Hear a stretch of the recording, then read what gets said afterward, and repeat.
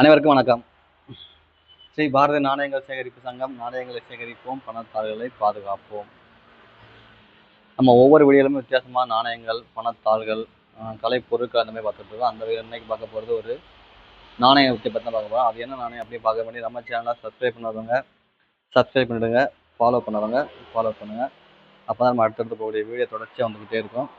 நம்ம என்ன சொல்லலாம், இன்னும் நம்ம சொல்லக்கூடிய போடக்கூடிய வீடியோக்கள் எல்லாமே கடைசி வரைக்கும் பாருங்கள். அப்போ தான் நம்ம என்ன சொல்ல வரோம் அப்படிங்கிறது முழுசாக புரிய வரும். சரிங்களா? சரி, வாங்க வீடியோக்குள்ளே போகலாம். நாம் இன்றைக்கி வீடியோவில் பார்த்துட்டு இருக்க பார்த்தீங்கன்னா ஒரு யூஎன்சி செட்டு காயின். அதாவது செட்டு காயின் சொன்னீங்கன்னா இந்த மாதிரி பேக் பண்ணி கொடுப்பாங்க. இதெல்லாம் பார்த்தீங்கன்னா இந்திய அரசாங்கமே வெளியிடக்கூடிய நாணயம். இது உள்ள என்ன பார்த்தீங்கன்னா ரவீந்திரநாத் தாகூர் அவங்களுடைய 150வது வருஷத்துக்காக, அதாவது பிறந்த 150 ஆண்டுகள் ஆனதுக்காக வெளியிடப்பட்ட நாணயம். அவர் பிறந்தது பார்த்தீங்கன்னா 1861. இந்த நாணயம் வெளியிடப்பட்டது பார்த்தீங்கன்னா 2011. ஸோ 150 ஆண்டு ஆனதுக்காக வெளியிடப்பட்டது. இதில் பார்த்தீங்கன்னா அவர் சிக்னேச்சர் உள்ள இருக்கும். ஸோ வாங்க என்ன நாணயம் அப்படின்னு பார்க்கலாம். பாருங்க, 150 ருபீஸ், 150 ரூபாய் நாணயம். ஸோ இந்த மாதிரி நாணயங்கள்லாம் புழக்கத்தில் வருமா அப்படின்னு கேட்டிங்கன்னா கண்டிப்பாக புழக்கத்தில் வராது. இது எல்லாமே சேகரிக்கக்கூடிய ஒரு நாணயங்கள் தான். வெள்ளி நாணயம். இது இந்த மாதிரி ஒரு அட்டா பேக்கோட பேக்கேஜிங்க அவங்களுக்கு வரும். ரவீந்திரநாத் தாகூரோட ஃபோட்டோ போட்டிருக்காங்க. இது 150 ரூபாய் சிறப்பு நாணயம். அவர் பிறந்து 150 ஆண்டுகள் ஆனதுக்காக வெளியிட்டாங்க. இந்த மாதிரி நாணயம் இருக்கும். இது பக்கத்துலேயே பார்த்தீங்கன்னா 5 ரூபா காப்பர் நிக்கல் நாணயம். பாருங்க, இந்த மாதிரி நாணயங்கள் எல்லாமே சேகரிப்பாளர்களுக்காக சேகரிக்கக்கூடிய ஒன்றாகவே வெளியிடப்பட்டது. இந்த நாணயம் எதுவுமே புழக்கத்தில் வராது.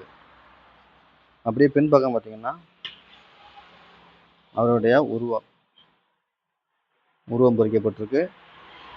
150 years of 150th anniversary Rabindranath Tagore. கீழே வருஷம் போட்டு 1869 2011. அதேமாதிரி 5 ரூபா நாணயத்தை போட்டிருப்பாங்க. 5 ரூபா நாணயம் பிராஸ் பித்தளை நாணயம் அதையும் வெளியிட்டிருப்பாங்க. அது பழக்கத்திலே இருக்கும். அது நார்மலாக கிடைக்கக்கூடியது. ஆனால் இந்த மாதிரி செட்டாக வரக்கூடிய நாணயத்தில் இது புழக்கத்துக்கு வராது. இது செட்டில் மட்டும்தான் இருக்கும். அது மட்டும் இல்லை, இது பாருங்கள். இந்த பக்கத்தில் என்ன கேட்டிங்கன்னா இந்த நாணயத்தோட முழு விவரம் இதில் இருக்குது. என்ன நாணயம், என்ன உலோகங்கள்லாம் சேர்த்துருக்காங்க அப்படிங்கிற ஃபுல் டீட்டெயில், என்ன மிண்டு முதற்கொண்டு இதில் இருக்குது. பாருங்கள், இந்த நாணயத்தை பற்றி எல்லா டீட்டெயிலும் இருக்கும். இந்த நாணயத்தோட சர்க்குலர், அதாவது அந்த சைஸு 44 mm சீரியல் இதாக போட்டிருக்காங்க. வெயிட்டு பாருங்கள், 35 கிராம் இது வெயிட். இந்த நாணயம் 35 கிராம் வெயிட் இருக்குது.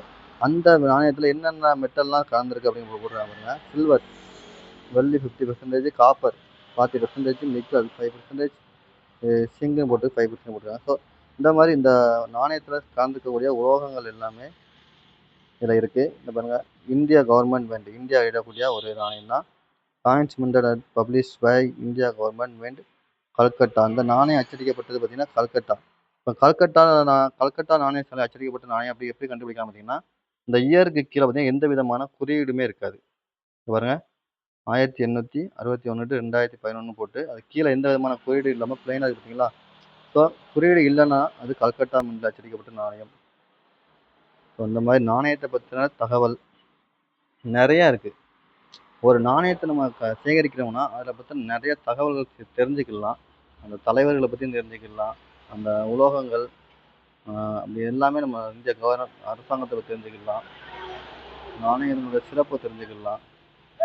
இதுக்காகத்தான் நாணய சேகரிப்பாளர்கள் நாணயங்களை சேகரிக்கிறதுக்கு சொல்லியிருக்காங்க. இந்த நாணயங்கள்லாம் அழிஞ்சு போகக்கூடாது, பாதுகாக்கணும் அப்படிங்கிறதுக்காக தான். ஸோ நம்ம மறுபடியும் சொல்கிறோம், நாணய சேகரிப்புங்கிறது சேகரிப்பாளர் ஒரு சேகரிக்கக்கூடிய ஒன்று தான். எல்லா நாணயங்களையுமே நம்ம சேகரித்து வைக்கணும். ஒவ்வொரு நாணயத்திலுமே நம்ம ஒவ்வொன்றும் கற்றுக்கிடலாம், புதுசாக கற்றுக்கலாம். நமக்கு தெரியாத பல விஷயங்களை அது மூலம் தெரிஞ்சுக்கிடலாம். ஸோ யாராக இருந்தாலும் பள்ளிக்கூடத்து பசங்கள்லேருந்து காலேஜ் படிக்கிறவங்க, ஆஃபீஸ் போகிறவங்க, பெரிய பெரிய உத்தியோகத்தில் இருக்கிறவங்க முதற்கொண்டு எல்லாருமே நாணயங்களும் பணத்தாள்கள் கலைப்பொருட்களை சேகரிக்கலாம். நம்ம வரலாறை தெரிஞ்சுக்கிடலாம். அதுக்காக மட்டுமே உருவாக்கப்பட்ட ஒன்று தான் நாணய சேகரிப்பு சங்கம். ஸோ எல்லாம் தெரிஞ்சுக்கிடுங்க. தெரியாதவங்க நம்ம கடை எங்கே இருக்குது பார்த்தீங்கன்னா தென்காசி மாவட்டம் பாவூர் சத்திரம் கேடிசி நகரில் தான் இருக்குது. நேரில் வாங்க, வந்து பாருங்கள், தெரிஞ்சுக்கிடுங்க. ஆர்வம் உள்ளவங்க இதை பற்றி சேகரிங்க. குழந்தைங்களுக்கு சொல்லிக் கொடுங்க, அவங்க ஆர்வமாக இருக்கும். அடுத்தடுத்து என்னென்ன இருக்குதுன்னு தெரிஞ்சுக்கிடுவாங்க. ஸோ தெரியாத மற்ற இந்த ஆன்லைன் யூடியூப் இன்ஸ்டாகிராமில் நம்பி ஏமாறாதீங்க. நன்றி, வணக்கம்.